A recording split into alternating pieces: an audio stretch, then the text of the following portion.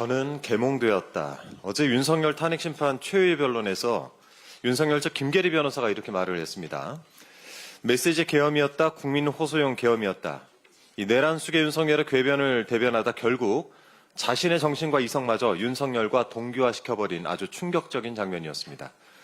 내란 속의 윤석열의 주장을 잘 분석해 보면 계엄을 무슨 도구나 수단 정도로 생각하고 있는 것은 아닌가 싶습니다. 하지만 그 어떤 이유로도 계엄은 정당화될 수 없습니다.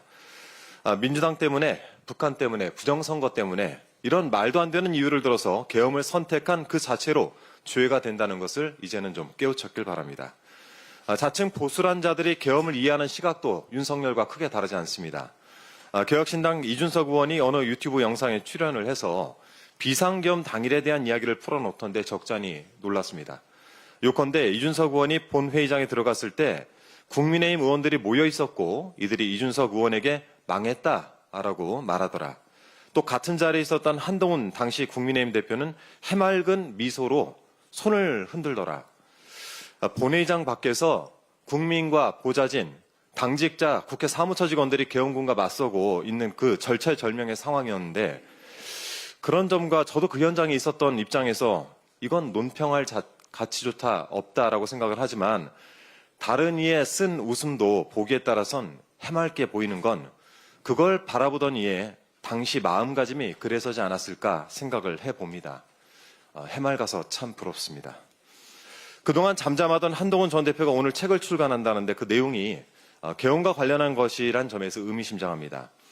국민적 충격과 분노를 일으킨 계엄을 본인 대권 과도를 위한 책팔이에 혹시 이용하는 건 아닌지.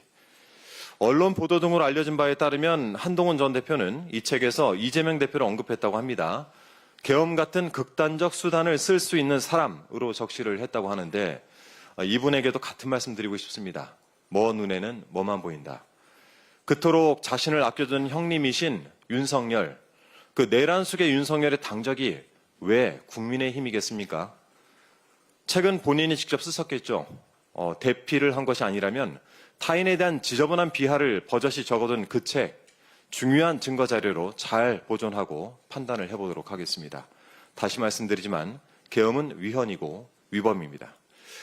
이준석 의원 영상 이야기를 언급한 김에 간단하게 하나만 더 짚어보겠습니다. 이 영상에서 명태균 씨 이야기가 나오는데 이준석 의원은 명 씨와 관련된 PK 의원들에 대한 언급을 하는 과정에서 이렇게 말합니다. 공표 여론조사에 있어가지고 문제가 나올 가능성은 없어요. 그분들이 문제될 일을 한 게 아니에요. 그냥 정상적으로 여론조사를 의뢰하고 결과지 받아들이고 요컨대 명 씨의 여론조사에는 문제가 없었고 조사에 문제가 있었다면 의뢰인이 사기를 당한 것이라는 취지겠죠. 그렇다면 의문이 생깁니다. 이준석 의원이 명태균 씨의 여론조사에 문제가 없었다라고 단언하는 그 근거는 뭡니까?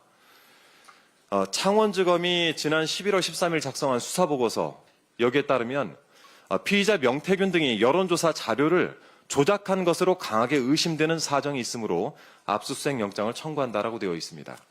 그리고 같은 보고서 본문에 김건희는 명태균이 제공하는 여론조사를 단순히 참고 삼아 제공받은 것을 넘어서 피의자 명태균에게 윤석열에 유리한 여론조사를 요청한 것이 아닌지 의심할 만한 정황이 있다라고도 명시가 되어 있습니다.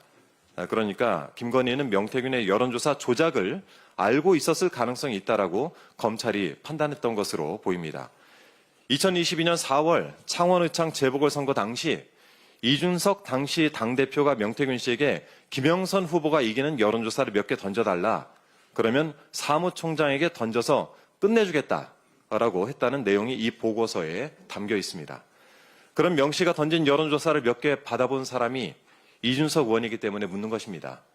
명 씨 여론조사가 왜 문제가 없다라고 주장을 하는지 그 근거는 무엇인지 이준석 의원의 답변을 기다리겠습니다. 이상입니다.